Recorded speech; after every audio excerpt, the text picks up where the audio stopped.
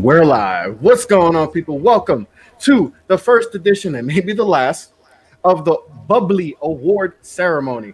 And this is the second show off the Off the Ball network. And I'm your host, Chris LeBron. I am the host of the Off the Ball podcast. And I have two special guests with me. I got Couch.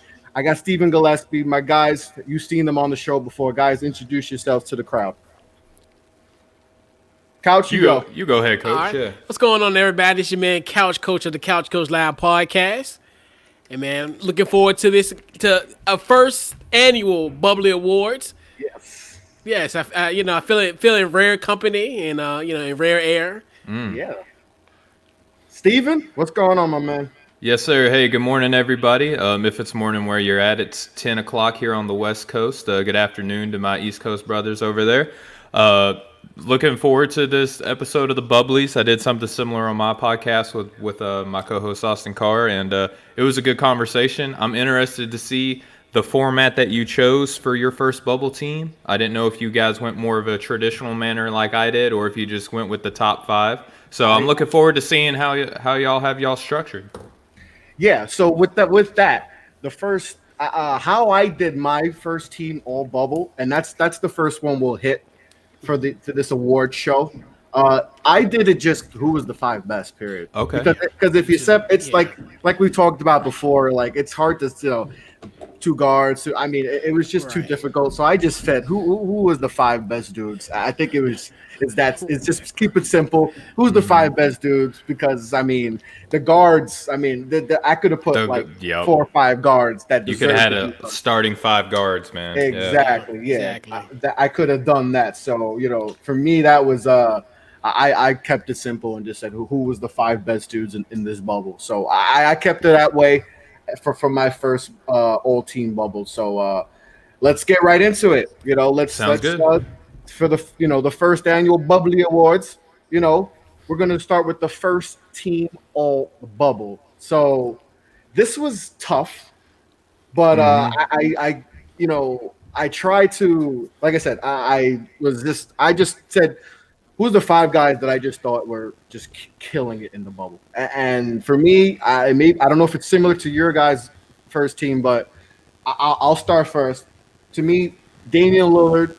Yes, I think that's everyone. He's in everyone's first team. I mean, what he's done, he's averaging 37, 9, and 4 in the bubble. Yep. He's killing it. My second is Devin Booker. 8-0. That's just first and foremost. He went undefeated in the bubble. Unfortunately, they didn't make the playoffs, which is a shame. They should have had to play. Suns should be able to play Memphis, and to see the winner play, poorly. I think that's how it should have been. Because I think we all want to see Phoenix, get a shot, because the fact that they went undefeated and aren't in the play-in game, it's upsetting. But they still did their thing, and they've shown that they went from a franchise that was like, what the heck are they doing? And maybe they might have to trade Devin Booker to now, like, okay, future's kind of bright for them. They got right future Suns, man. Mikal Bridges stepped up. Ayton balled out. He's shooting threes now, and then of course Devin Booker hitting some big time shots. So ridiculous shots. They went from I don't know about their future. They're dysfunctional, and then now they're like, well, they may be a team on the rise. So that's definitely good. Monty Williams definitely had this team going. So love Monty, man. On there. Yeah. Luka Doncic, that's Couch's boy. Couch would take him over Michael Jordan and Wilt Chamberlain. Couch would take him over anyone. Tom Brady. With the number 1 overall pick in the fantasy draft. In the all-time everyone draft. He's taking Luka Doncic, so his guy is definitely in line. It's definitely all T first bubble. Like I said, he's pretty much. I'm going to give him a triple double. I'm 9.7 assists a game. That's 10. I'm going to round it out. That's 10 assists a game. He's averaging a freaking triple double. So he's amazing. James Harden. He's killed. He's another guy averaging 35, 9, and 9.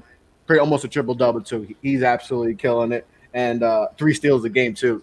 His defense has definitely been better than you think James Harden. You don't think defense, but his defense hasn't been that bad. It hasn't been that bad. So he's definitely stepped. And then, the surprise of the bubble, we all know, Hall of Famer T.J. Warren. Yes. All man, Tony Buckets. Tony Bucket. I mean, he absolutely just killed it. So he 31-6. I mean, like I said, we all knew he was a good player, but for him to erupt the way he erupted this, Jimmy did shut him down last game, the last big matchup they had, so he cooled down a little bit, but overall he's been tremendous. I told all y'all, me and Mo both. Yeah. I know Mo's smiling right now. But yeah, tremendous. I mean, he's been tremendous overall. Besides that, matchup. But what's Couch? What's your first team all bubble? Actually, Matt, mirrors yours. What Dame has done, even to the point now where they're in the playing game, is amazing. What he's doing with that, averaging 37. James Harden, like you said, did a great job for this Houston Rockets team where they kind of picked off where they left off before the suspension. And like you said, he's playing defense. He's a little lighter, and he's doing his thing. Devin Booker, like you said, he was. If I guarantee you, if this team would have been playing today, I think he would have been my bubbly MVP. In my opinion, and then going back to your point with the Phoenix Suns, building that nice nucleus. There's a guy that you also forgot about, Cam Johnson, out of the University of North Carolina. He's another guy, and lo and behold, we might look at James Jones as the executive of the year one of these years. I know, and people wanted him fired because he think it's a questionable decision. But and Kelly Oubre didn't even play. Right, and then and it's funny because, and that's another thing too, because I never really realized like how these guys kind of really in essence grew up. You also talked about Mikal Bridges, he's doing his thing, and then. Dude, I totally forgot Javon Carter was in the league. Yeah. I swear to you, I totally forgot. I was like, wow, like I totally forgot he was in this league because of course it's Phoenix. Exactly. So that's now is a team that we're gonna watch. They could be in the running for what we call the best league pass team. In 2021, and T.J. Warren. Like you said, another one where he would have been a part of this Phoenix team, but they took cash instead. Which hey, consideration. I guess in the coin shortage, I guess you need to get I guess you needed cash. So well, they had to get Ricky Rubio with that money. Yeah, like that was the thought process behind it.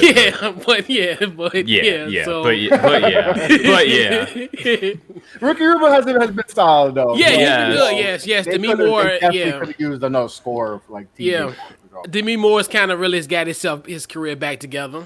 But anyway, and then of course, last but definitely not least. Number 77 in the program, but number 1 in everyone's heart, Luka Doncic. There you go. So, the legend. Yeah, the legend. The heir like apparent. You said, and these were just guys who were pretty much 30-point scorers in these bubbles. They were had the 5 best scoring performances in this bubble. Because it's this one you really got to think to yourself, okay, this is only 8 games. You got to go for who the best 5 guys in the last 8 games. Yeah, for sure. Fair enough. Yeah. I think we had the same guys, right? Yeah. I think it's. I'm interested to see who Steven's first. Well, I'm gonna rock the boat, right? And I don't know. My brain is wired to where I have to do it the way that it's always done. I know that this was a big deal the last time we did a similar thing on a show together, where I went with the format that the NBA still uses. You got 2 backcourts. You got 2 front courts and a center. So that's the way that I left out Anthony Davis on my first team with you guys last time, and that was a big mistake in your guys' eyes, right? But until the NBA changes the way they do it, this is the way that I'm going to do it until it changes. So first backcourt guy, Damien Lillard. I don't think that I need to expound upon him anymore. Other than the fact, I think he's unanimous. He should be on every single person's all bubble. If he's not, he's putting up 50 pieces, 40 pieces, 60 pieces, however many you want. He's serving them up. And I'm gonna probably shock y'all with who I pick as my last guard in my first team, James Harden. Here's why I put him over Luka Doncic and Devin Booker. And keep in mind, I do not like James Harden. Like, this is me being completely unbiased. He's averaging over 33 points, 9 and 9, 3 steals. His defense has been like low key the best story out of the whole bubble, because when they're committing to the small ball, he's guarding guys like Kristaps Porzingis, Giannis Antetokounmpo. He was guarding at one point against the Sixers, Joel Embiid. Like, he is not afraid to go up against bigger guys, Al Horford, and he's doing a great job. He's highly efficient, a 50, 30, 90 club. My front court, and another thing to keep in mind, the way I did this, since it's only 8 games, I let people miss a game, but if you missed a game and missed a lot of time in other games too, I took them out because it's only 8 games, so I went with the people who played more. So my first front court guy is Kawhi Leonard, scoring 29, 4 and 5, almost 2 steals a game, shooting 40, 50, and 86% from the field at his at the respective spots there. Tony Buckets is my other front court guy. Y'all already did a great job on him offensively, but defensively giving you a steal and a block a game, 50-50, almost 90. Like, he's almost 50-50, 90. Like, that's insane. And then the one center that I went with, probably going to rock the boat. I still got to rock with Joel Embiid as the best center in the bubble right now, because you take out the one game where he got hurt and they just sat him, right? His numbers would be astronomically higher, but he's a 20 and 12 guy, 3 assists, a steal and a block, 50% from the field, almost 80% from the stripe. So that's who I went with for my starting 5: Dame, James, Kawhi, Warren, and Embiid. That's not bad. I mean, Embiid definitely killing, especially with the loss of Simmons. He's and they're gonna need him, in that first round matchup. I believe they're playing Boston, right? In that first round matchup. Mm-hmm. So he's gonna be important, but he's definitely been killing it too. But I mean, I think Embiid would, it would be tough between Embiid and Yusuf Nurkic for that center spot, because Nurkic is another guy I was really thinking about putting in my first team, but he'd definitely be in my second team. Nurkic. That defense, though, his defense has been pretty off. His offense has been great. I mean, everyone's defense on Portland has been absolutely awesome. The defense in Portland is I think people get excited, with Portland and with possibly, an upset of the Lakers, and including myself. But the defense, it needs work. They need to figure out that defense if they want. They don't have a wing defender, and that's what's going to kill them in the West. That's the loss of Ariza. Losing Trevor Ariza not joining the bubble is definitely going to hurt them. And Rodney Hood being hurt, people forget Rodney Hood being hurt. Yeah. Your boy, he's hurt too. Yeah, man, Duke, your boy, my Duke guy. Yeah, that's a wing defender that they could use. Especially going against LeBron and company. And a knockdown shooter. And a knockdown shooter who can shoot. A crafty lefty. Who's definitely played solid in Portland, but it's if that's the matchup, man, it's definitely going to be it's definitely going to be a fun match, because Dame has been killing, and CJ, and Dame, CJ, Melo is like I said, Yusuf Nurkic, Gary Trent Jr. off the bench, Junior off the bench, they have they got the firepower offensively. To definitely give LA some issues, and LA has had issues on that end of the ball too. Offensive end, like that's not saying that they're going to lose. Even Mario Hazonia too. Hazonia's been solid too. Has been solid too. Small ball 5 sometimes. Yeah. Like he's they're definitely going to give LA fits if that's the matchup. Right. They'll probably give them 2 games. I think realistically it'll go 6. I think they'll definitely go 6. Simply, and I think the loss of I'm thinking for LA, Avery Bradley, and Rondo is going to be tough. And that's a tough loss, especially when you're going round 1 against Portland, possibly. Just trying to stop those guards. I mean, Portland's got 4 guards that are really talented. I mean, coming off the bench, you got Anthony Simons and Trent coming off the bench. I mean, that's including CJ and Dame starting. I mean, that's going to be tough for LA. Is the guard play for Portland, because the guard play for Portland is just tremendous. And right now, LA's the guard play, It's horrible. KCP has been I know Caruso, All right now. yeah. The mob coming for you. Oh, bro, LA Bald Eagle. Lakers mob is crazy. Crazy. They are crazy. So crazy, LA. But I don't want to get into the Lakers mob. They might get on me big time because they'll bring in the Knicks. Oh, you're a Knicks fan. The LA Lakers are probably going to win. We're just saying that this is not the 8 seed that they wanted. This is not the 8 seed that they wanted. Right. Well, hey, let's not give Portland it right away because we know they are playing Memphis, and you never know. It's pretty much a 3-game series. It's a 2-game. Because you could get. I know because it's so confusing. It's so confusing. Two-game series. Yeah, you're right. And they already played each other once in the bubble, right? Memphis has to win 2, and Portland just has to win 1. So it's a 2-game series. You're correct. Yeah. And it's the Memphis Ja Morants against the Portland Trailblazers. Yeah. So that's what's going to be tough. I mean, that's a lot to ask for a rookie. I would be super surprised if Portland doesn't win the 1 game they need to win. I'd be surprised if it wasn't today because they want that extra day rest before they go up against the Lakers. Yes, you want to go to the Lakers fully rested and ready to go. Because they've been playing some high, it's not just the amount of games, but they're playing high intensity game, like close games, big minutes for their starters too. Yes, like it's like clutch.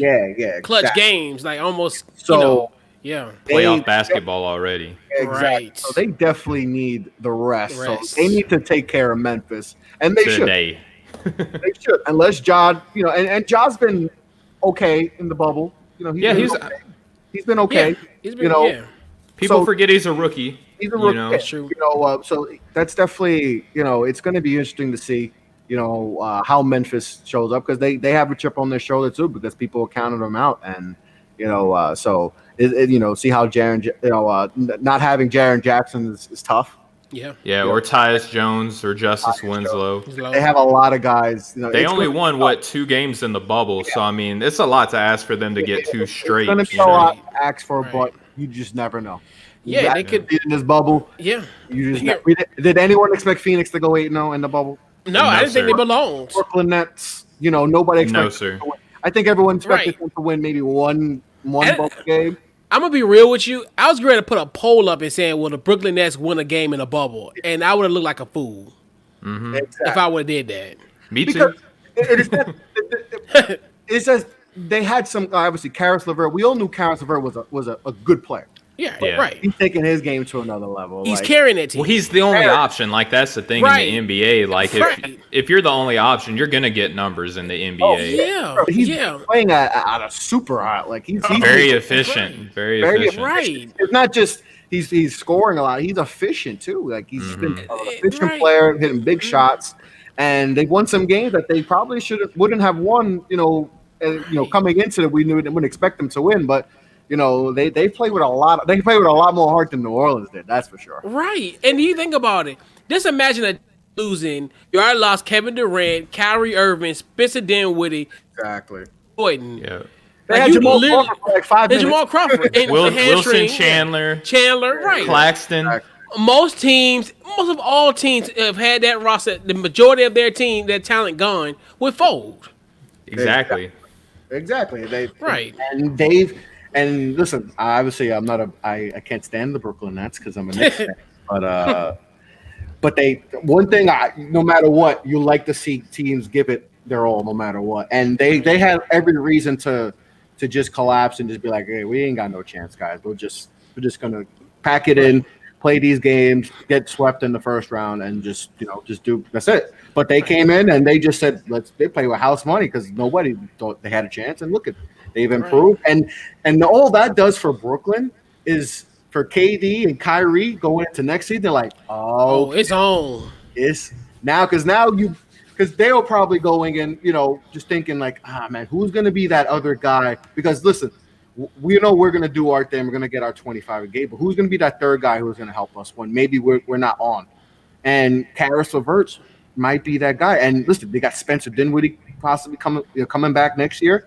And some of these young guys, that definitely is optimism with Brooklyn, so I know KD and Kyrie are definitely excited at what they've been seeing with Brooklyn. So what I think Brooklyn did is that they showcased Karis LeVert for trade equity, right? Like they want to probably bring in a guy like a Bradley Beal or a Devin Booker, a guy who could be on the market, right?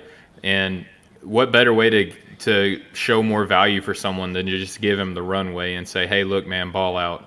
And now Karis LeVert is probably desirable for a team that's going to be a small market team that's probably going to be losing their star eventually. They got a guy who fans will be excited about because they'll say, did you see the way that Karis LeVert performed in those 8 games? And he's a guy that you can piece together a deal with, maybe pairing him with like a DeAndre Jordan or a Spencer Dinwiddie and go after and get a legitimate star. Right. Yes, that definitely – the stock for Karis LeVert went phew. Yeah. And if he continues to ball out, in the playoffs in round 1, let him have one good game, just one. Yeah, it's a wrap. I mean, all that is his trade. If they believe that he may not be the third option, someone else is going to be like, well, he could be our first option, and right. He's still young. He's still a young player that can just keep getting better. Right. I mean, if a Washington is like. Washington could be looking at this and be like, okay, Brad's not happy here. We're not going to win with Brad here, and we don't know what with John Wall's situation. Yep. So it's they could be looking like, okay, do we just get rid of do we move on from the contract? Do we move on from Brad? And if Brooklyn is offering us LeVert and whoever else. Jared Allen or someone, 2 pieces that we could build on. Is that something that we think about? And Brooklyn also has to look at it too. It's like, you bring in Bradley Beal, you're bringing in an absolute bucket. But it's going to be interesting to see how those 3 would work together because he's better off the ball than LeVert is, and I think that's the thing that they would want to do. Yeah. And then and it's funny when you look at with the Wish situation, you can team LeVert with Rock. The guy from Hachimura. Yeah, Hachimura. He's been good. And that would be a nice, that would be Bertans. Little duo going in Bertans. If they resign him, I don't know if they resign him. They got restricted rights on him. They're probably going to keep him. So that's a nice, that's a nice tandem. That would be a nice duo, a nice little young duo that they can build where, and on the cheap. Yeah. As far as, with that. So, yeah. That would be a nice, that would be a great option. It would be something that they can look at, But that's we'll definitely see. We'll definitely see with that. But enough with Brooklyn. I don't want to talk about Brooklyn. But all right, so we got our all first team bubble all in. So let's go with who's the coach of the year, a coach of the bubble right now. And to me, I think it's pretty obvious. We're doing coach of the bubble. We'll go to coach of the bubble, and I'm going to go with Monty Williams. 8-0. I mean, he's done a tremendous job. I mean, he's always been, a tremendous coach, tremendous, especially assistant-wise, and how he's got this team. Like we said, this is a team that a lot of people were thinking of, like, oh, they're going to trade Devin Booker, are they going to, rebuild? And now, obviously didn't make the playoffs, but still, like, to go 8-0 and beat some good teams. That Clippers, they beat a tough Clippers team with a last shot and we all saw that play. Devin Booker was guarded as good as possible. I mean, you can't play better. I mean, the ball is blocked too, and he's still. And so Monty Williams has got that team, and this is without Kelly Oubre. Ricky Rubio. Aaron Baines isn't playing. Yeah, Aaron Baines not playing. I mean, for DeAndre Ayton's now shooting threes. Ooh, Lord. They got DeAndre shooting threes. Mikal Bridges stepped up. Yep. Johnson. Yeah, Cameron Johnson. I mean, and people questioned the Johnson campaign. Yeah, I mean, yes, campaign. Yo, I thought campaign at one point in his NBA career was the worst player in the league. He looked like he didn't know how to play basketball. Chicago. Don't get me fired up. Yeah, he was awful in Chicago. OKC, he was playing. He was more famous for his handshakes with Wes. Right. With Russ, and he was his actual uncle play. But I think he was out of the league, and he spent some time in the G League, and a lot of time in the G League. He balled out in the G League, by the way. And now he looks like a legit NBA player. So good backup point guard. That's what Phoenix needed. Exactly. And like I said, Phoenix went from a team that we will talk about disappointment and, dysfunction, and James Jones possibly maybe losing his job already. So now this team's on the rise. And I think Monty Williams, James Jones all should get credit. And, they've done a tremendous job. So my coach of the year, coach of the bubble is Monty Williams. 8-0. To me, that's fair enough. Tremendous job. Yeah. Coach.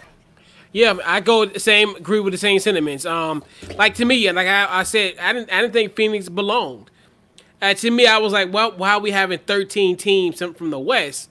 Mm-hmm. And then you look at what Monty Woods, and I'm telling you, I'm just so happy that he was able to get a job in this league again, because he was on his way to getting as far as tragedy in his life, which I don't want to discuss that. So he was on the verge of getting a job at that time, and then everything that happened with there, then he was able to get the job in Phoenix.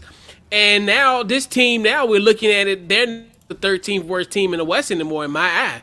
They're going to be a team that's going to compete for a playoff next year. And I really like this team. This team plays together, and it's like they grew up really quick.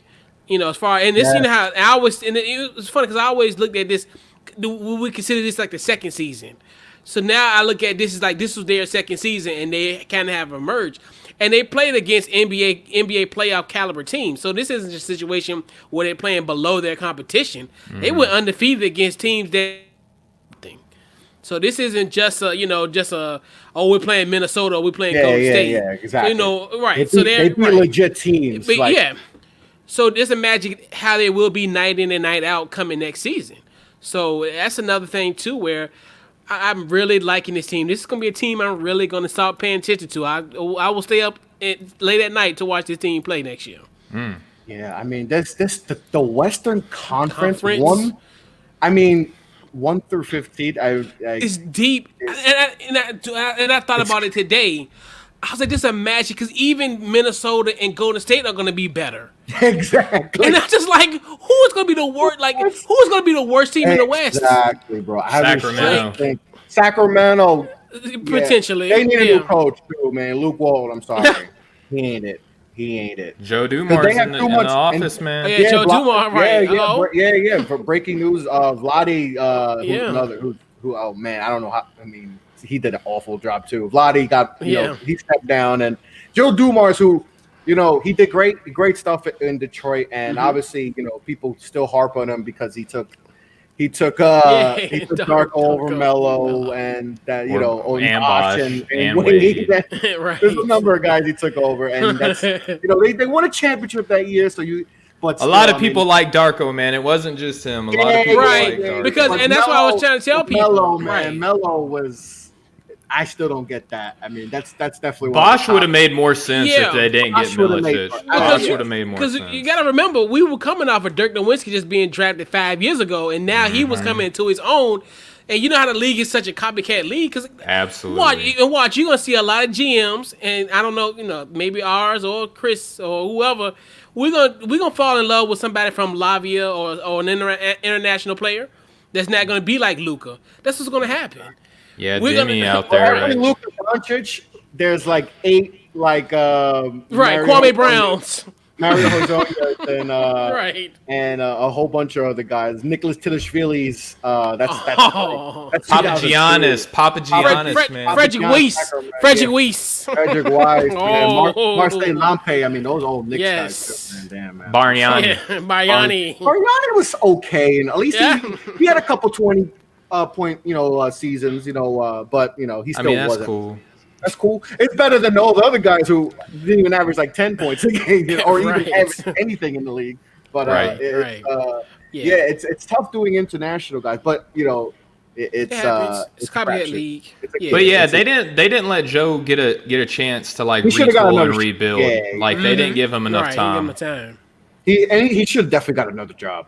He definitely You're deserved it. I mean, you see some of these GMs, they're like, how the hell did you get the job? Like, do them or at least, sometimes He's got some hardware in the shelf. He's got some hardware. He's got a ring. I mean, cachet. he helped build, but I know he made some deals like the Iverson trade for Billups, and that didn't go well. So Who wouldn't want Allen Iverson though? Like Iverson was definitely the downhill for Iverson after that. But man.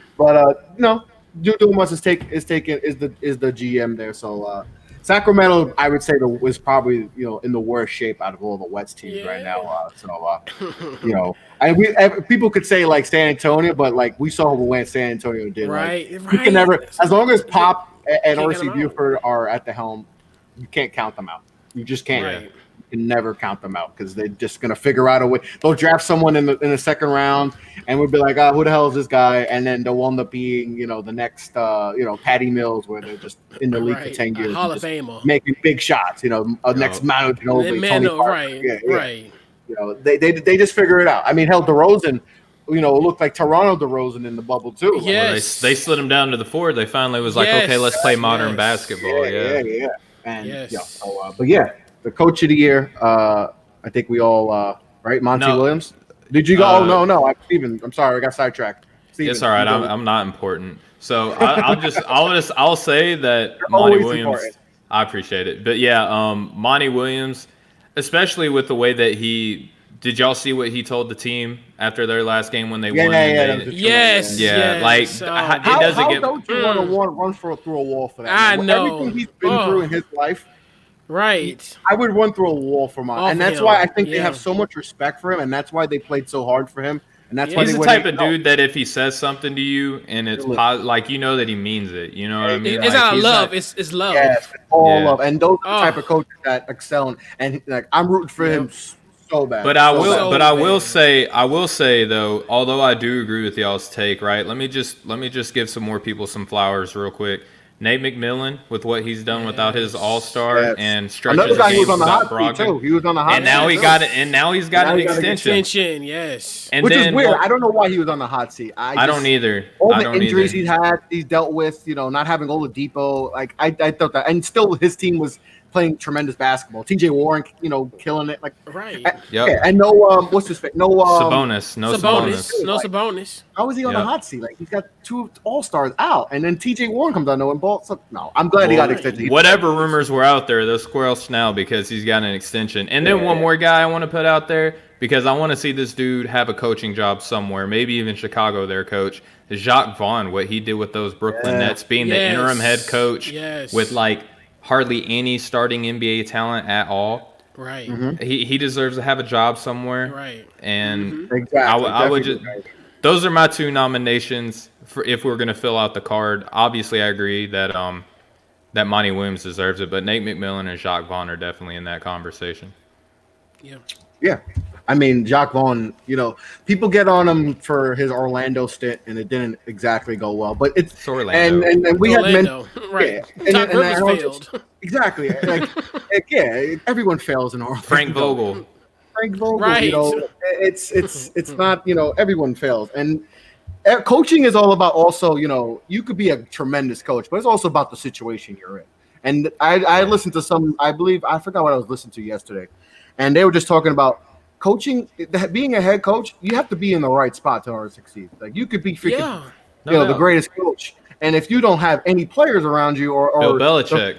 I mean, it's all about your situation. Like, what are your part? And people looking at Jacques Vaughn and be like, "Oh, his record's bad," but I'm like, that's that Orlando. How many guys could really, during that time too, where they have. And he was an interim coach, by the way. He wasn't brought on to be the head coach. He wasn't like the guy from the get. Yes, because he was the interim coach, and then he got the job.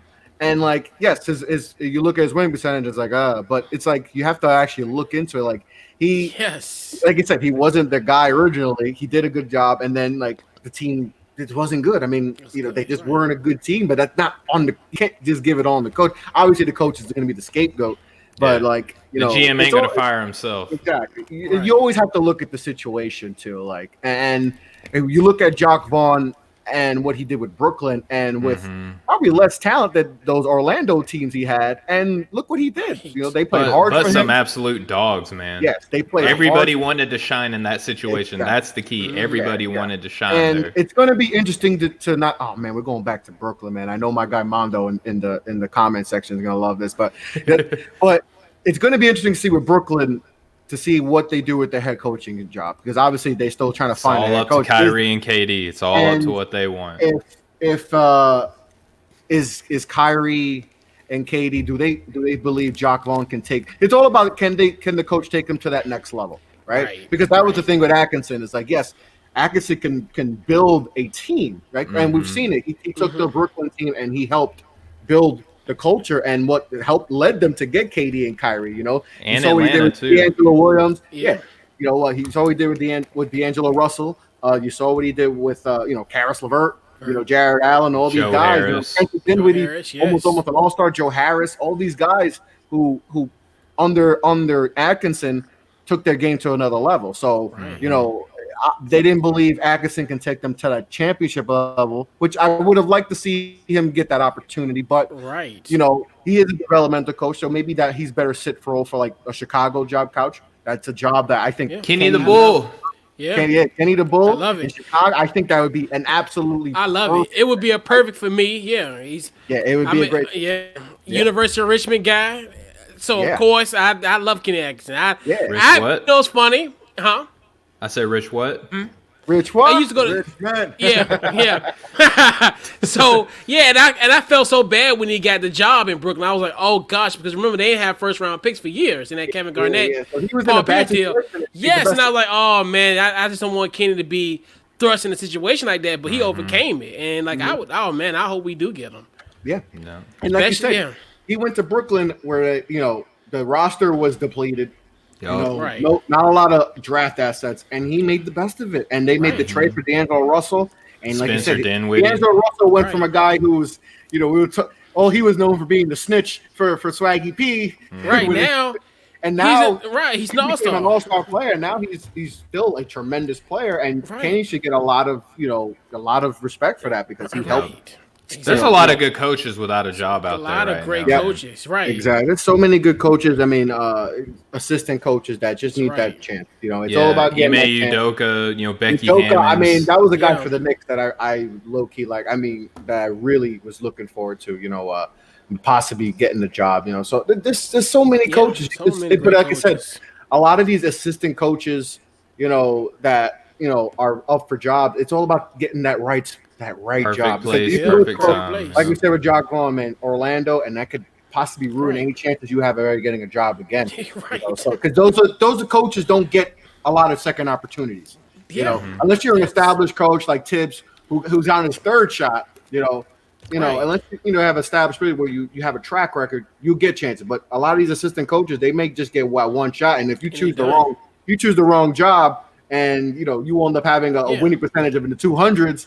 You're not. The chances you getting another job, unless it's on an interim basis, and you show you could. It's tough. So but there is so many good coaches that deserve jobs. And the interesting case study, Luke Walton, because once he leaves Sacramento, he's done. He's gone. He's going to be a college coach. He gonna be with his head dad. coaching job because he coached the Warriors. And that's what I'm saying. Right. When you're in a good situation like that, and then you led KD, Steph, and Clay to a good record. Job off of that guy. Right. And then remember he got another favorable job. Right. But because he's him and Bus is cool. Him and Genie are cool. It's all about who you know too, man. Family affair. Right. So then now he goes to Sacramento, and this just okay. We just get somebody from and then now it's gonna be over for him. Exactly. Dumar's gonna fire him, dude. Dumar is like. I don't think he might not last this. He might get. I don't think so. I think he's gonna get fired. Dumar's taking over. With the new GM, whoever's taking over. I don't know if Drew Morris is gonna get the job permanently, but. Right. Mostly, a lot of new GMs they want a new coach, so it might be one and done for Luke, especially for. And NBA coaches are already getting axed now. So, I think teams were looking at, all right, who's going to be the first one? So we're not the first guy to lace Because him a lot of off these in the coaches middle are of the going to go parade. like Kenny You know what I Atkinson mean? and all these It's gonna coaches. be we You know, might have a Chicago, flurry. Yeah, exactly. You're gonna have flurry coaches get jobs. Kenny might get a job right away. So if you want Kenny Atkinson, you better Yep. Get him now. Don't mess around. Don't mess around. Chicago that's a great job for Kenny. You know, so he, you know, right. So, I want to see Dave Yeager get another shot too, because what he did with Sacramento that one season, he got unfairly fired, and and he was good in Orlando Memphis, too. Right? He went to Memphis. Memphis. Excuse me, Memphis. He went to Memphis. Me. He went to Memphis, and then the other So I would like to see him get another shot as well, because he did well in Sacramento, dealing with a roster that had Matt Barnes, DeMarcus Cousins, and Rajon Rondo. Like good luck with that roster. You know what I mean? So. That's stuff all Boogie, man. I miss Boogie. Free Boogie. But so we got our coach of the year down. So, all right, so let's hold over the sixth man of the year. Sixth man bubble of the year. Who's the sixth man bubble of the year? So I'm gonna go with, to me, it's Gary Trent. Trent. He's been special. Of course, he's a Duke boy, so it's not shocking that I had to rub that into coach. But Gary Trent has been tremendous, shooting over 50%, 20 points a game. I mean, he's been absolutely tremendous. He's the reason why a lot of people are high on Portland, because they got some firepower off the bench. So I mean, Gary Trent, Gary Trent. Someone before the bubble started, he was kind of, emerging a little bit, but the bubble, he's literally showed. He bursted the fact that he was a second round pick, I still don't understand how he was a second round pick. He was not a second round pick player. He was a first round pick. Should have been the first round, but he's showing why he should have been a first round pick. So Gary Trent Jr. is my bubble sixth man of the year. I'm not gonna argue that pick, man. I mean, it's got to be Gary. I mean, you can make a case for other cats like Keldon Johnson for San Antonio. Had done well too. There's really not a lot of six men that, like, of the bubble, right? If you're taking the bubble into account. You're right. Yeah, there wasn't a lot of guys that killed it at six men, but because a lot of teams were dealing with like missing players, so you didn't really get to see the six man that would normally be there in that role for a lot of teams. The Clippers six men roll out. I mean, Lou Williams getting his wings. Schroeder started a few times, so like if you're kind of prorating what, like, how the NBA normally says, like, you can't start X amount of games, like, a lot of our six men tried to run away. I mean, he run away. To me, he was the best six man of the year. Couch is six man. Yeah, and it pains for me to say this that a Duke Blue Devil is in this category. Oh, Dookie. And it's just one of the things where now we're in this bubble society where we know three things are guaranteed: death, taxes, and Gary Trent will at least give you five 3-pointers a game. Oh yeah, for sure. He was Steven. That's your six man. I mean, it's hard to argue, man. Hard to argue.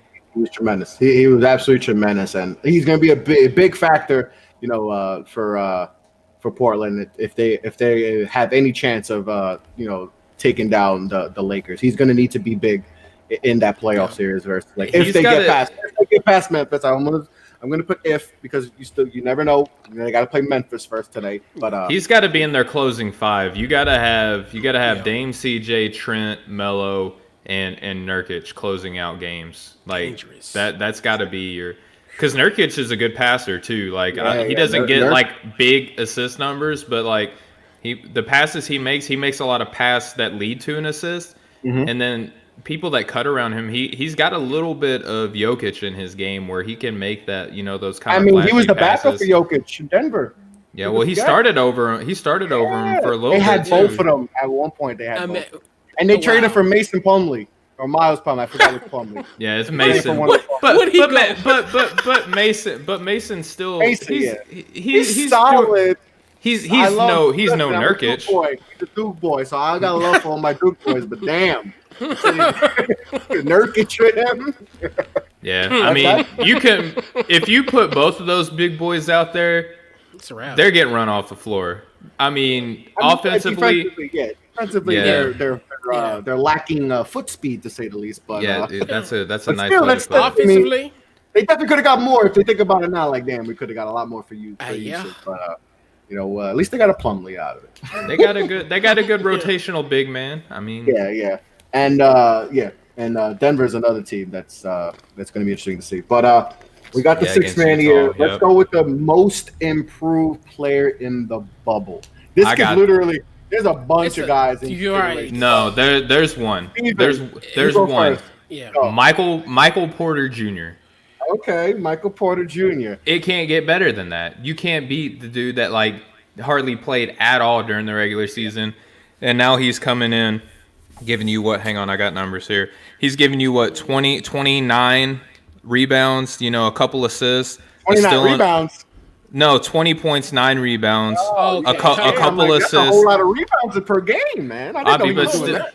But still, nine rebounds, right? Like, that's pretty solid. A couple assists, is still a block, giving you 50, 40, 90.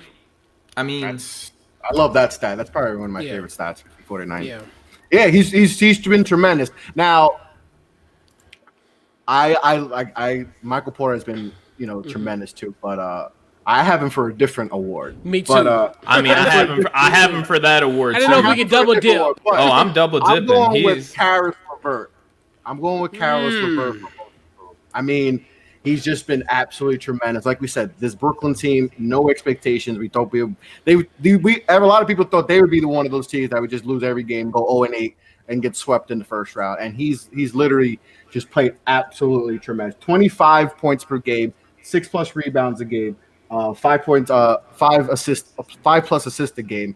He's playing, like I said, he doesn't have any help offensively. Does not have a lot of help offensively, and he's hitting big shots, being very efficient for this Brooklyn team. And he's I wish he would have drove in the last game against Portland. He should have drove. That's one thing, but I know he wanted to win that game, but he's been tremendous, and I think he's improved his game so much where he's considered for Brooklyn to be that third option in the future. I think he's improved so much his game, being efficient and being a legit scoring option for Brooklyn that's impressive. He's been great, so he's my most improved. My only argument to the Caris LeVert is that he's had games where he has done that very same thing. Like we've seen. I know.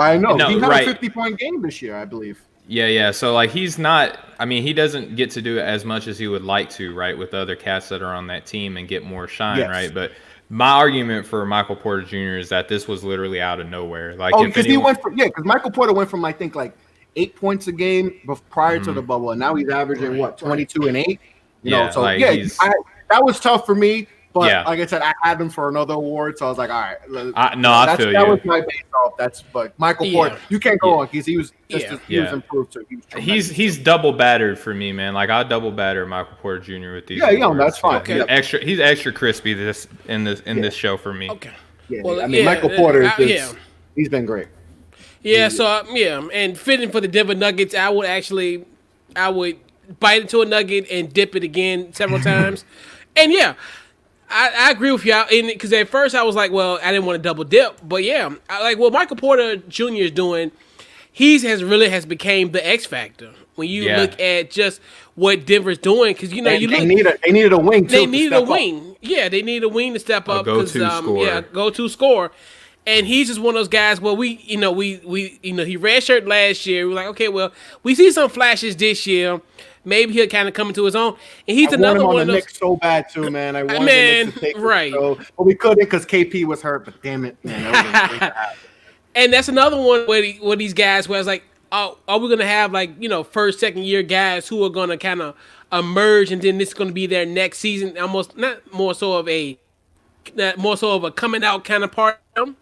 And he was the biggest benefactor of this whole bubble, of this whole situation, where this is essentially would be his third year, quote unquote, if we're looking at it from that perspective of having that kind of time off. So, yeah. Because he's essentially had 2 years where he didn't play basketball because of the back injury. It's like the Joel Embiid type thing where we saw with Joel.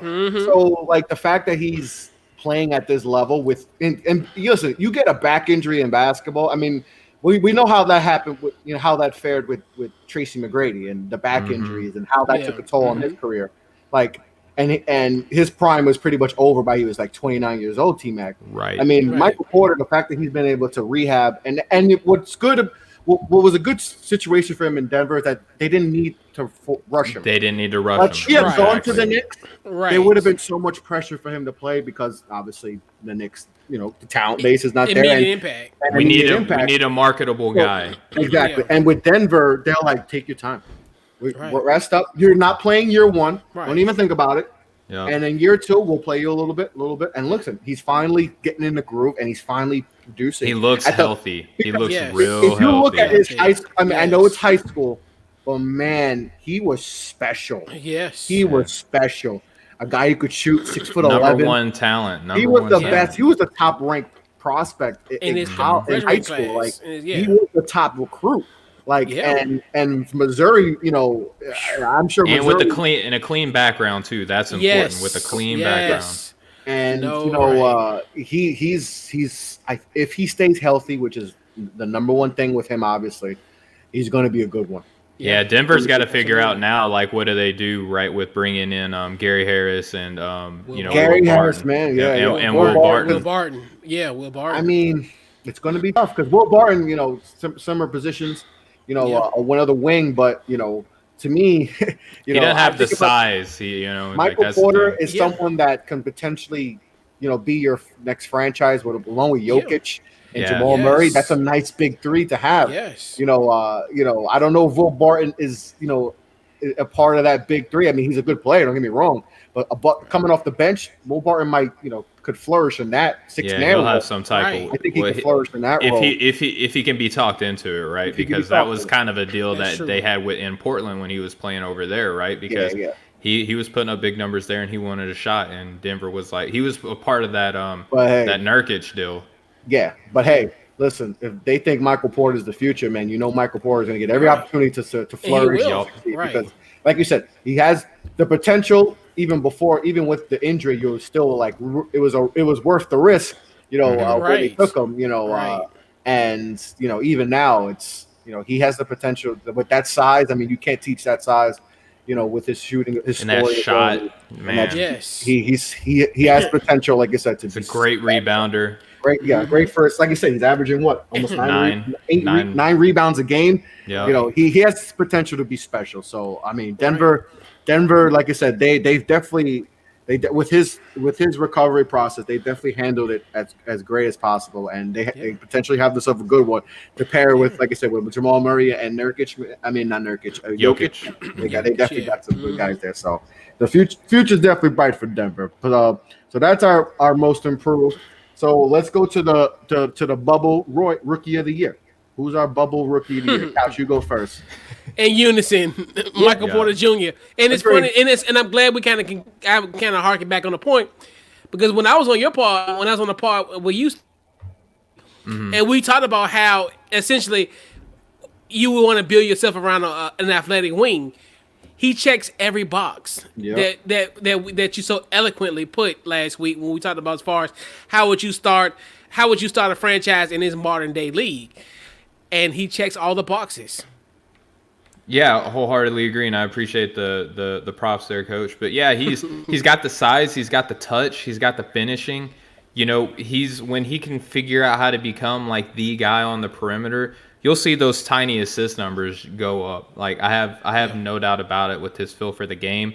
He's got length, so that helps him, especially if he's playing like he can even give you some minutes at the 2 or the 3 too, like because he's got great foot speed, he's got good mobility, and with that reach, he's going to be a problem for a perimeter shooter, but he can also be versatile, right? Like you could have a dynamic closing 5 with him at the 4 and Jokic at the 5, and you could run a 4-5. Ball, man, the size they have. Yes. You can run a 4-5 pick and roll with those two. Like, how deadly would that be for any team's front court to have to cover Porter Jokic on a pick and roll? Because you could also run it to where Porter is setting a screen for Jokic. Right. Yes. And you have to trust your big men to adequately cover that, where both of those dudes can shoot, both of those guys can handle the ball, right? Jokic is a terrific passer. Porter's got a little bit to go there, but it's just nasty. It's going to be a nasty future. Yeah, man. Like you said, Yeah. with Bol, like they've taken some chances on guys with some injuries history, but I mean, the fact that Bol was a second round pick is kind of crazy too. Yes, Right. because he was another about to be dude- a first round shoe in. I mean, there were Yeah. people talking about him being top 5 before he hurt his foot at Oregon, and then they got him at the second round. Well, look at what Oregon did, though. Like, that's the thing. Look at how Oregon performed. Like, that's the one thing, you know. But I mean, just going off pure talent. I mean, and that shows you that no matter where you are in the draft, even in the NBA, that no matter where you are in the draft, it's all about scouting and just making sure you do your research and do your homework. And where you go. Exactly. Because listen, you don't always need the number 1 pick or a top 5 pick to get the top talent. And Denver has shown that, you know, with the guys they've selected, you know, Jamal Murray wasn't a top 3 pick. Jokic wasn't. I believe Jokic was a second round pick. Yes. You know, Michael Porter Jr. was a you know, outside the top 10. You know, Bol. Yeah, like, I think 14th. I think second round pick. And look at what they're doing. And it's all they get humbled. Like, that's the thing. You get humbled when you're selected that low. So you're getting a player who's motivated, super motivated. So, and which was weird about Jamal Murray, because to me, I always looked at him on that team that he was on in Kentucky. Like, he's the one that's built to play in the pros. And I'm thinking to myself, how did he drop? Like, but that's to let you know where talent is only in the eye of the Especially on beholder. Kentucky. How do you drop in Kentucky? Right. And see Daniel Orton get picked in the first round, right? Right. Good job, Orlando. Hey, what's up, Orlando? And then we expect somebody to coach him up and become the, you know. Right. Come on now. Man. It's all about going in the right situation and drafting. You know, if you got good scouting and player personnel that know, you know, and a medical staff, and know how to okay, let's slow in with Michael Porter, let's slow in with Bol, let's put him in the G League with Bol. He was in the G League, you know, and let them develop. You know, we don't have to force them because we have a good team as right now. Exactly. And if we develop them and don't rush them, we can get guys that are more polished and come in and. Man, we could take that next level because, like we said with Denver, there's always been like a wing away from possibly taking that next step. And Michael Porter could be. They had the guy right there. It's in their system right there. You know, so they didn't even have to make a trade or anything. They had him. They just matter of just letting him develop. And you know, with Bol too. I mean, they have Denver could be a scary team. Because the Clippers could have had SGA and Michael Porter Jr. in that draft. Ooh. You know what I mean? Like, you could have had those two. That'd been nasty. And Doc is still mad that he had to give up, SGA. I mean, he was upset, but you know, in order to get Kawhi, they had to get PG. And you still could have traded for Shamet. You could have had Shamet, SGA, and Michael Porter Jr. coming off the bench. Off the bench. Yeah, man, that's scary. My bubble rookie of the year is Michael Porter. So I think we're all in unisex with that. Yes, sir. It's unanimous there. So let's go to the defensive player of the year of the bubble. This was kind of hard. Yeah. Yes, it was. This was tough because I had to do some research, and like even other guys were like it was neck and neck with a few guys. But you know, I'm gonna go with Marc Gasol here. Oh, I said, I was thinking the same. Oh man, I was thinking the same thing. Toronto leads in the bubble. They lead the whole league in defensive net rating. So and he's been the anchor of that defense. And another team in Toronto that's just, you know, their defense has been tremendous and a reason why that they could possibly, you know, win back-to-back this year. And it's crazy to think without Kawhi that they played this level. And even, you know, for Mark, who's an older player now, but still, I mean, this is a former defensive player of the year, you know, so he still knows how to play defense and he's helped anchor that defense. I mean, you could go with Giannis, you can go with a few other guys, even Kyle Lowry has played solid defense. But this was tough. This was really tough. But I'm gonna go Marc Gasol simply because, you know, the defense they played. You know, he's the anchor of that defense, and you know he's played a tremendous defense. So I'm gonna go with Marc Gasol here. That's what's up, Steven?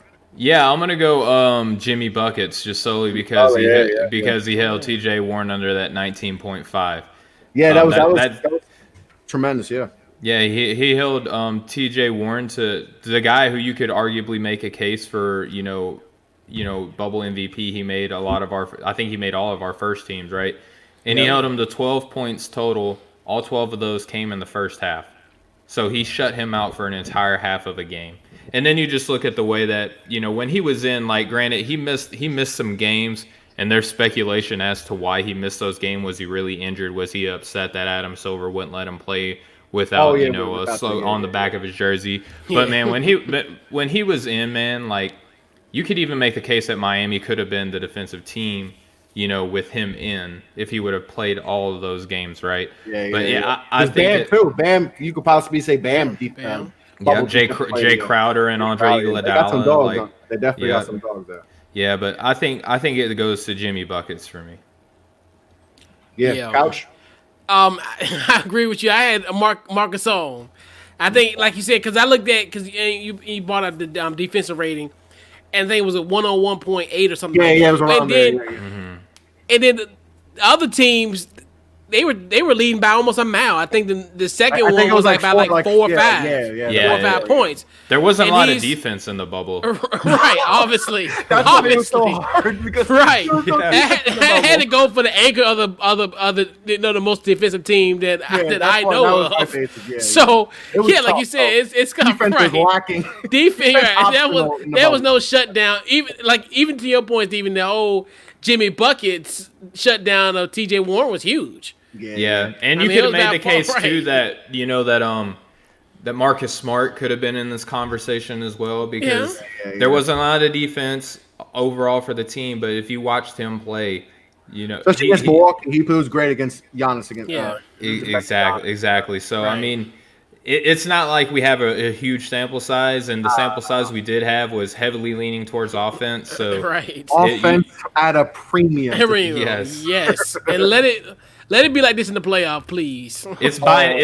If you're interested in stocks, it's sell on offense right now, and it's buy for defense right now. Yes. So for sure. But like I said, defense was by far to me the hardest award. Yes, because like I said, was lacking. But I like Couch. I based it off defensive net rating, and Marc Gasol's the anchor of that defense. So it's tough to make an argument against that. It really was tough. It really was tough. You could have gone a few guys. Like I said, Jimmy Butler and Bam and Giannis. And, there's a few guys, but I'll go with Marc Gasol. But let's all right. So we're gonna round off the awards, and we're gonna go with the Bubble MVP. Now this is tough too. This was tough. Mm-hmm.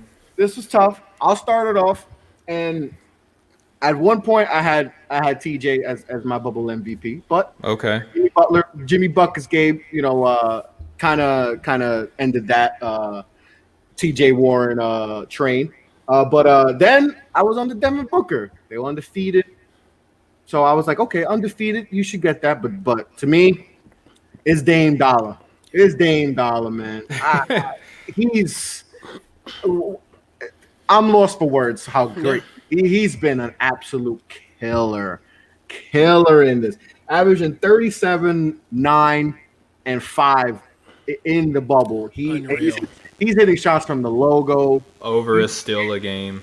Over a steal a game too. Playing big time minutes too, and he's just, he's the. I mean, how many 50-point? I think he's had 2 or 3 50-point games. He's been absolutely tremendous, and he's a reason why that like we talk about Portland a lot in this. Mm-hmm. He's a big reason why Portland is we're talking about Portland possibly giving LA everything they can in that round one, and they came into the bubble as one of the most disappointing teams in the league. But maybe because of injury, But they did, like I said, a lot of injuries, a lot of it not having Nurkic. Zach Collins. The older bigs were pretty much weren't even playing. All they had was Hassan Whiteside and Hazonia, and then they had to go and get Carmelo. And they had to get Melo has had a resurgence. Yes. You can make the case that he was the most improved player of the bubble too. Yeah. Melo is an excellent 17 a game. Yep. Just having that veteran experience and then hit some big shots too in this bubble. But I mean, Dame, what more can you say? I mean, he's approaching that superstar potential level. I mean, he's there, man. He's to me, he definitely. I can't think off the top, man, but he's approaching that top 5 players in the league. I mean, he's definitely, if he's not in there, he's knocking on the door for sure. Yeah, because playing in Portland doesn't do him any favors at all for this And conversation. you can't get people to go there as far as players. Not a lot of people want to play it all the way in the West Coast, especially in Portland. But with him to do what he's done the last few years, obviously last year going to the conference finals, and he gave Golden State, I think they were up every game in that series. They were up big in a lot of those games against them, but obviously it's Golden State, and it's gonna be hard to beat them. But he's been tremendous in the bubble. I mean, 37 points a game, and he's all those 50-point games. I mean, nothing to sneeze at, man. He's tremendous. So to me, bubble MVP is Dame Lillard. Yeah. Couch.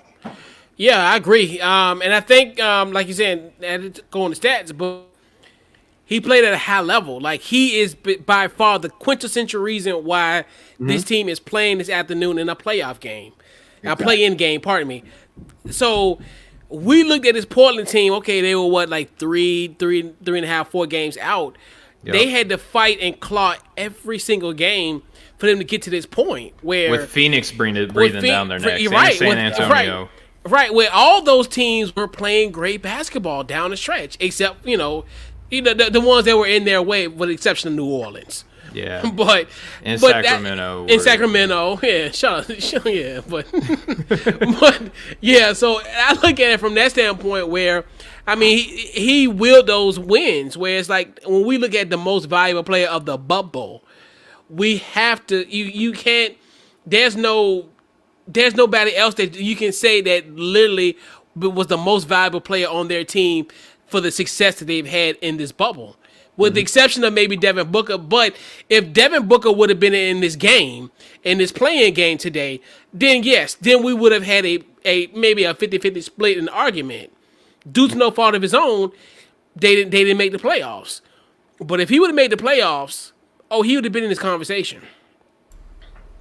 Yeah, no doubt. Well, Steven, before you start, NBA just came out with their KL All Seeding Games player of the awards.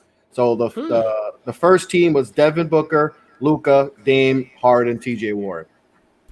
Second team was Giannis. So Couch, we were pretty we were all in on that. So we got that right. On. Second team was Giannis, Kawhi, Kristaps Porzingis, Michael Porter, Karis LeVert. Yeah, Kristaps. And the MVP over James Harden. Second team, yeah. James Harden was not offensive. No, James Harden was first team. James Harden was first team. Okay. First team, yeah. And the coach of the seeding games was Monty Williams, and the NBA player of the seeding games was Damien Lillard. Yeah. So you're right. They're listening to the pod as we speak. Yes. So they What's up, NBA? So pretty much everything what we said. It was pretty spot on with that as far as that. So now I'm interested because they gave these seeding games awards the way they did. Do you think that they take the mindset that they just take the top 5 players? I think that's for future awards. For future awards, it should be. Yeah, especially for this small sample size too, where it's hard to do and then because you think guys miss games. People, in and out of the lineups. Exactly. 8 games is like, this is like a simple sampler. Because Giannis didn't play a lot. He didn't play a lot. But he still made it in. So that's why I'm interested, because I went off of traditional NBA awards, right? And like the format that they use. How do you have KP on here?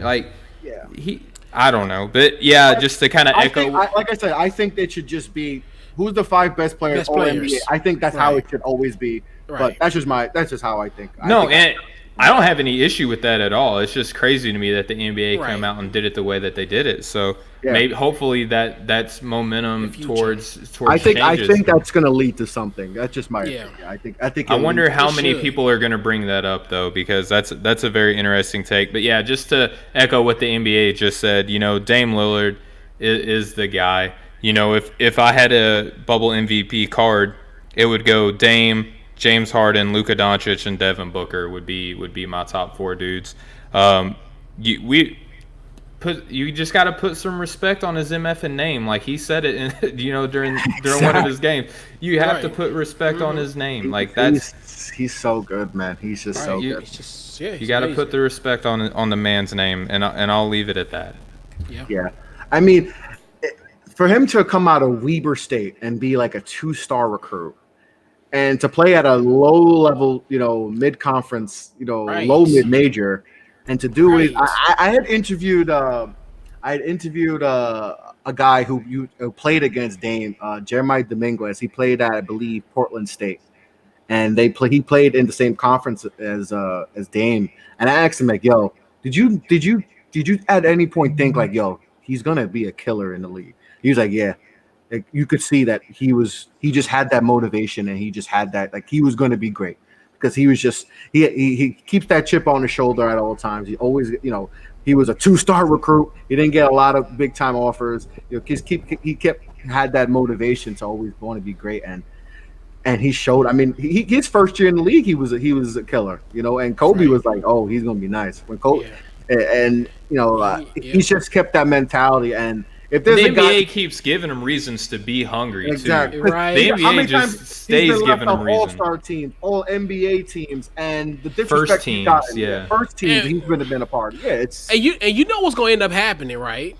They're not gonna put him on that first team. I guarantee you. If he's not first team All and NBA, I'm telling you, it's a wrap. It's a wrap. Mm-hmm. But I guarantee, it falls into the narrative. I guarantee you. They not gonna give him respect, and it's gonna just add him fuel for going forward next year. Well, it's hard too because the way that the NBA did it, they went away with just positional, then they changed it to guards. And if you look at the numbers and the records of the guys that I have ahead of him on my All-NBA first team, Luka Doncic and James Harden, it's hard to really make the case for Dame Lillard for the regular season that he had prior to these seeding games to put him over those two guys. But, like, if you put it to where, like, you had to have a point guard, it would be super hard to leave him off because then you make the argument is Doncic a 1-2 or a 3? But it's like last year, like Curry made it over him all first team, and Curry was not an all NBA first teamer. It was Dame. Dame was an all, I believe it was first team record. Like and that's right. And that's what it really boils down to, right? And that's another thing where I think he's gonna have another chip is gonna be on the shoulder. Where you look at we going throwing all the bag praise of chips at him on the shoulder, right? And we giving him praise now, but I guarantee you when these awards come out in October, he gonna be disrespected again. But it adds to the chips on his shoulder, and he gonna just ball out. It's gonna be motivation for him going forward. It's just another day in the life of Dame Lillard, man. Like he got drafted to the right organization. Like keep Portland weird, you know what I mean? Like he embodies that Portland mentality, kind of like us against the world. You saw what he said to Paul George and Pat Bev when they were giving him a hard time, and he's like, "Hey, enjoy team hopping, and running away from the grind while I'm over here, putting in this work." He is like a franchise quarterback. Like when I think of a franchise quarterback and the qualities that you want in a franchise quarterback, like Damien Lillard in the NBA exemplifies all of those things. He's all about his team. He defers, credit and stuff like that. Like he knows that he's talented, but he puts the team ahead of him. He said that, Carmelo Anthony is a Hall of Famer. Like, why are you guys surprised that he's balling out? You know what I mean? It's like he comes to all of his dudes. Hassan Whiteside, he defends Hassan Whiteside. Like, he is a franchise quarterback playing NBA basketball. Right. Oh yeah, for sure. And I love I'm sorry. No, you go. Yeah, and I love how how he retorted of the taunt, because he was like, "Well, that's just them just respecting me because they know I would hit shots like that." And I was like, "Oh, that's powerful." Like that let me know, like, that's Teflon. He Teflon. Yeah, because I put both of those dudes out, and the fact that they expect me to make those and I miss and give me that reaction, it's just respect to me. Like, I'm not worried about what they have to say. Oh yeah, for sure. I mean, he's playing at an incredible, what he's doing, the shots. It's just for him. And what's crazy? The defense they're picking him up even before half court. So he's taking a few dribbles up. He's getting some James Harden and shine. He's getting, not even at half court, and they're picking him up, double teaming him. I saw some play, they're double teaming before half court. I'm like, oh. And he does not care. Nope. So, I mean, and then he's pulling up from half court, and his range is what's so impressive. Like, he's got Steph Curry range. He's got Steph Curry range. Yes. There's not a lot of guys that can pull with, effortlessly the way he pulls up. I mean, we see Steph Curry, and he's pulling up from half court, and he's swishing 3 pointers. I don't know if you remember the play against OKC when Durant was still there. Right. He got two. He pulls up from a little bit after half court, and he in most cases, like if it was like J.R. Smith or somebody, I would have an anxiety attack. Anxiety. Yeah. Or anybody else, but Damien, I was like, okay, he's gonna get this. Like the other night when he shot it from Georgia, I was like, oh, he's gonna make this. Oh yeah. Oh yeah. Let him put up these numbers in LA, either one of the LA teams. Golden State, Miami. In a big market, New York. If he played one of those big Chicago, if he played in one of those big markets. San Antonio, let him put up these types of numbers. Let him put up these types of numbers somewhere else. People would be going crazy. Everyone, he would be like GOAT status. It would be GOAT status. Like, that's the difference. We're talking about, is he a first-teamer because he's playing in Portland? If he plays in a major market in the NBA, we're talking like, is he one of the best to ever, put on some ball shoes and go shoot? Like, that's the type of conversation. Being marketable helps your brand and he is. Yeah, because he's on the cover of 2K. Like, a guy from Portland. He's also a rapper. Like, he also has a second job. He retweeted my tweet because I had mentioned that. Not only is he a baller, but he can rap, and he's I'm not even saying because he's a tremendous. But he can rap. If you listen to his music, if you never watched him play basketball, if you didn't know he was Damien Lillard, the basketball player, and if I just say, listen to this guy, and you would be like. You wouldn't take it serious. It's not Shaquille O'Neal. He's not Shaquille. Right. It's not Kobe Bryant rapping. Or LeBron and KD putting the track together. Rest in peace. Rest in peace, Kobe. That was your only flaw. Yes, beats and broads.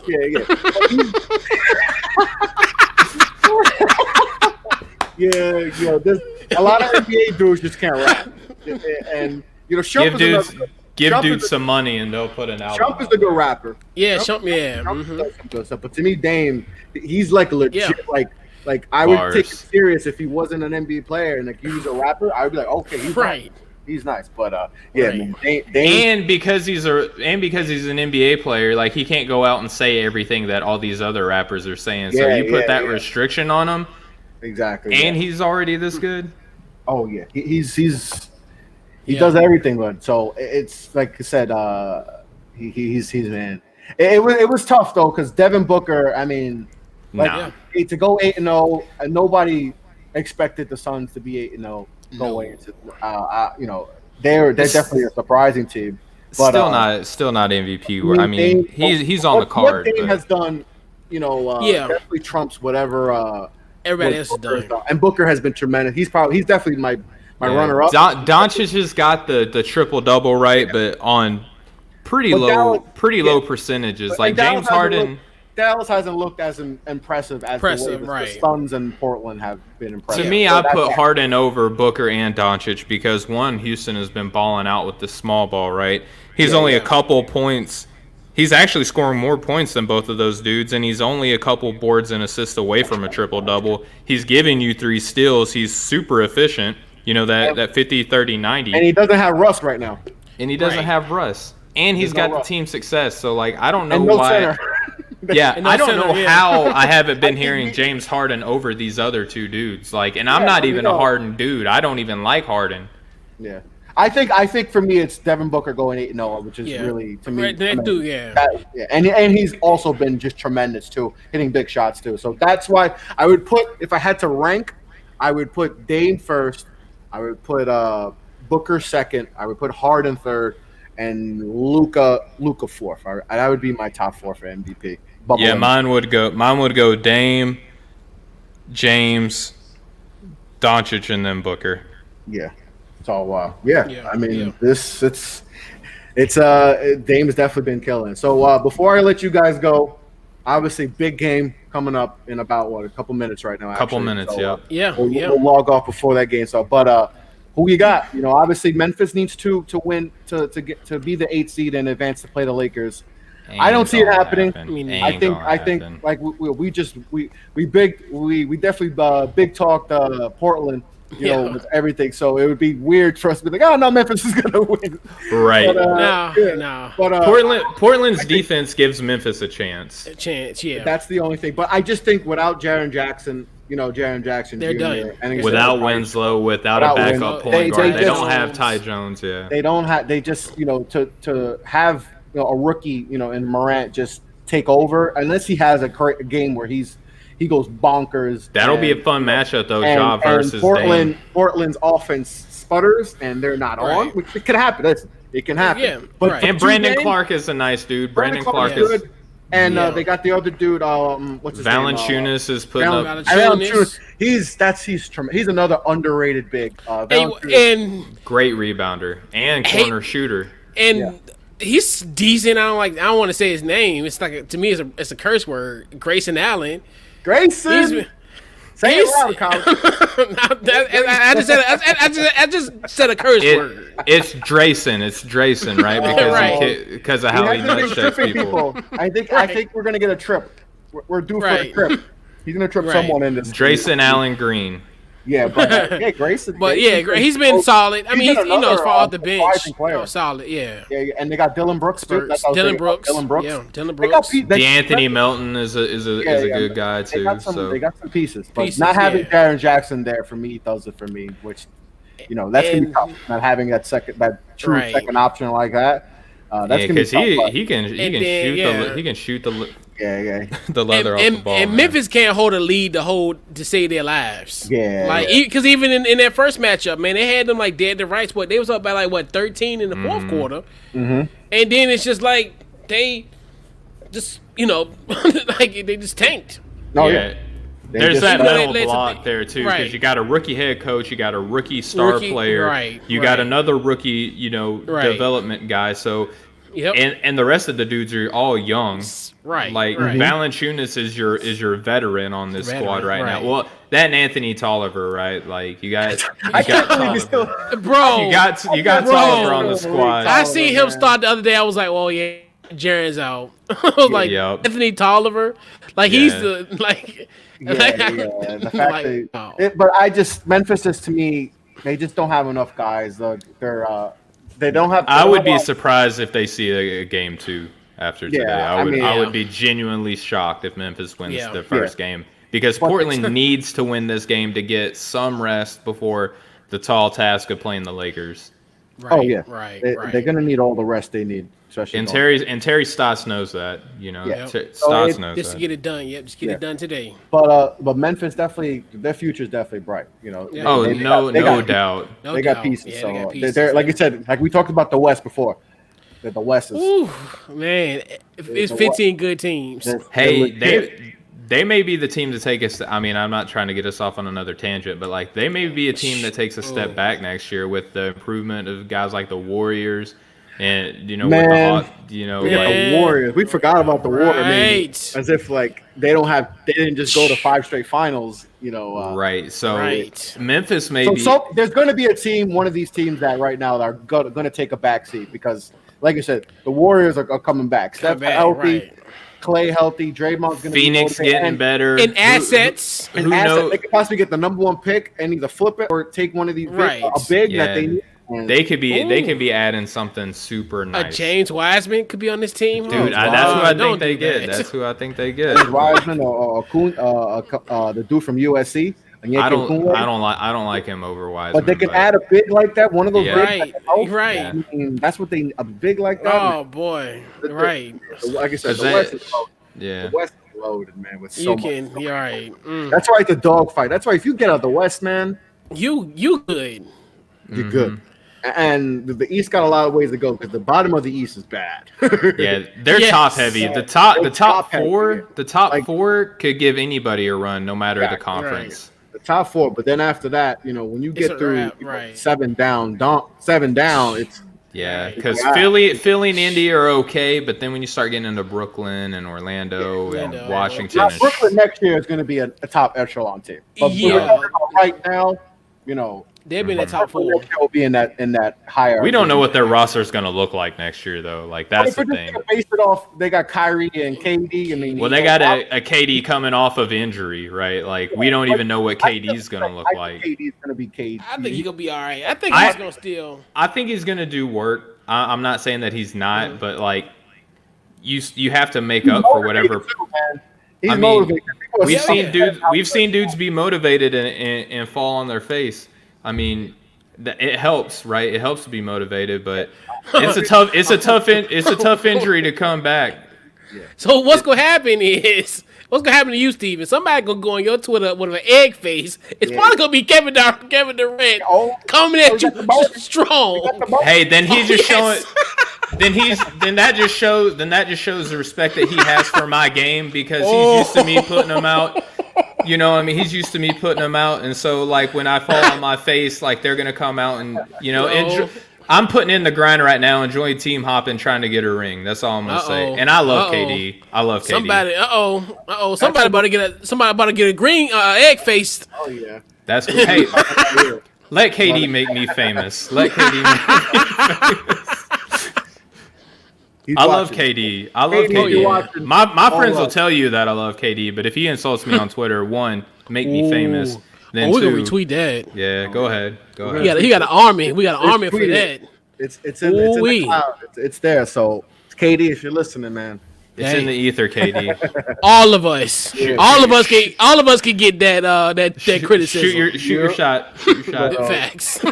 But I miss KD in the league, though. I do too, man. Yeah. He's honestly like one of my favorite players. I loved him. Before he went to Brooklyn, he was one of my favorite players, but I can't root for him since he's in Brooklyn. him and Kyrie were my guys, but I can't stand Kyrie Irving, but But yeah, guys, this was the first edition, and maybe the last.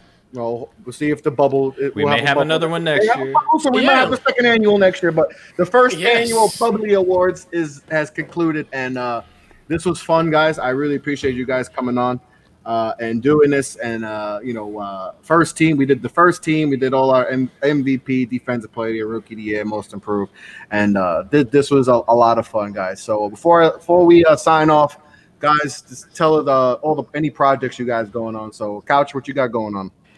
Yeah, so of course, you can follow us on social media, couchcoachlive.com, Couch Coach Live, Instagram, and also I got a blog post. Get ready to hit the airwaves on Off the Ball Network. Yes. We're gonna get that squared away, and that, and then just follow the podcast, man. Couch Coach Live on Tuesday. We were slated to have a Big Ten preview today, but Thank you, COVID. So, but definitely huge shout out to COVID. COVID was like, nah, not today, buddy. You got to be quicker than that. Facts. Well, yeah, man, but it's all good. 2020 is the year of the pivot and taking audibles, man, but it's still a hell of a year. Yeah. Yes, sir. It's definitely been a crazy year for sure. Yeah. Let's say that. Steven? Yes, sir. Just my Off the Ball Network family. Every time I get together with you guys, I love it. You guys treat me so nice, man, and I appreciate y'all just letting me come on today. So much love to you guys. As for me, you can go to my website. It's called allaspectsports.com. We cover all major North American sports. Got a lot of great work out there. Check out the Verbal Octagon, which is a new podcast that highlights the MMA and UFC, right? So for today's fight, if you want to find out, get some insight and maybe even a little bit of betting, tips here and there, that's on there. You can check me out at the Breaking the Game podcast with me and my co-host Austin Carr. We do a lot of great stuff.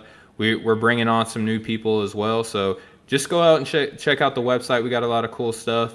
If you want to find my podcast, it's available anywhere podcasts are available. And you can find me on social media at Stephen AAS for Twitter, and then at Stephen W. Gillespie for Instagram. Yes. Definitely do some great work, Steven. So continue the session here, your network and everything.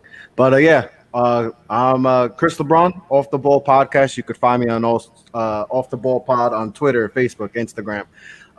You can find all my work there, and the podcast is available on all podcast platforms. And obviously, launched the Off the Bolt Network last week, and so far it's been a tremendous success so far. I'm really happy how it's been going, and like I said, great articles by a lot of the guys. Appreciate all the work they put into it, and all the success that they've had with their podcasts and all that. So go to offtheboltnetwork.com if you want to check out all the talented podcasters and a lot of them have dabbled into the writing too, so it's cool to see the diversity with that and the see everyone's talent shine. So I'm excited about that and continue to do more stuff on that. But you can find Off the Ball Network also on social media, on Instagram and Twitter also. So follow there for any updates. And guys, like I said, this was fun. I appreciate you guys coming on, and that's it for the first annual Bubblies. Guys, hey, just real quick, Chris, before we go, I don't mean to cut you off, but I just want to say shout out to Mo and Rob, who are going to be off on a little hiatus. So, appreciate what you guys do. Yeah, they're setting sail. They'll be gone for a little bit, but they'll be back soon. So, like I said, I hope they're all safe. And, fair winds and following seas, my brother. I hope they do that. Yeah. They're safe in their ventures that they're going on for the next few weeks. So nothing but love and hopefully everything goes smooth. And they come back and we listen to Mo's affection for LeBron James more. Especially if they lose. Oh man, that's why I'm kind of rooting for LeBron to lose, man. I just want to see Mo's face when he comes back and LeBron's out in the first round. That just, but we'll see with that. But guys, most importantly, be safe. Be safe with everything. And like I said, this was fun. Nothing but success for both of you guys. And let's keep killing it. And we'll definitely be doing more work as usual together. So on that note, guys, peace and love. Much love, everybody. Much love. All right. Signing